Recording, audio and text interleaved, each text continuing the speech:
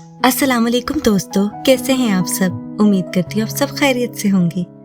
दोस्तों, आज हमारा नॉवल मेरा आंगन मेरा साया के तीसरे एपिसोड की तरफ चलते हैं। आइए देखते हैं। सुबह का नूर कुछ चेहरों को रोशन कर देता है, लेकिन कुछ जज्बात अब भी अंधेरों में ही छुपे रहते हैं।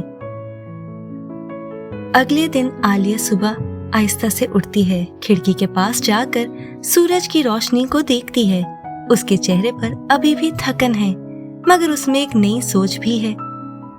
आलिया अंदर से सोचती है, शायद ये घर मेरा हो, लेकिन मेरी जगह अभी तक तय नहीं हुई। वो उस ब्रेकफास्ट टेबल की तरफ जाती है जो कल रात रईद ने सेट करवाई थी। उसने कुछ नहीं खाया, बस एक ग्लास पानी उठाया और सोच में खो गई।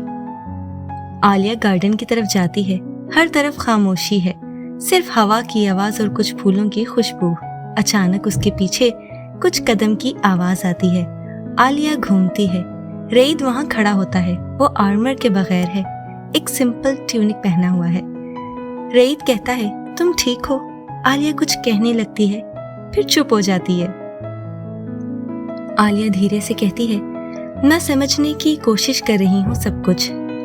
रईद उसकी तरफ थोड़ा और करीब आके कहता है, तुम पर कोई बोझ नहीं डाला जाएगा आलिया। मैं चाहता हूँ कि तुम इस नई जिंदगी को अपने तरीके से समझो। आलिया उसकी बात पर हैरान होती है। ऐसे अल्फाज उसने कभी किसी आदमी से नहीं सुने। आलिया सोचती है, ये कौन है जो सिर्फ मेरा शौहर नहीं, लेकिन मेरे जज्बात का भी ख्याल रखता है। अगले दिन आलिया पैलेस के एक पुराने हिस्से में चली जाती है, जहाँ एक छोटी सी लाइब्रेरी होती है। वहाँ कुछ किताबें पड़ी होती हैं। उसका दिल खुश होता है। वो एक डायरी उठाती है जिसमें किसी और औरत के पुराने खत लिखे होते हैं, वो एक रानी के। आलिया सोचती है, यहाँ भी किसी ने कभी अपना दर्द लिखा था। वो उस डायरी को संभाल के रखती है। पहली बार उसके चेहरे पर एक मुस्कुराहट आती है। रात को डिनर टेबल पर आलिया और रईद दोनों बैठे होते हैं, लेकिन बीच में फासला है। रईद उसकी तरफ देखता है, कुछ कहना चाहता है लेकिन रुक जाता है।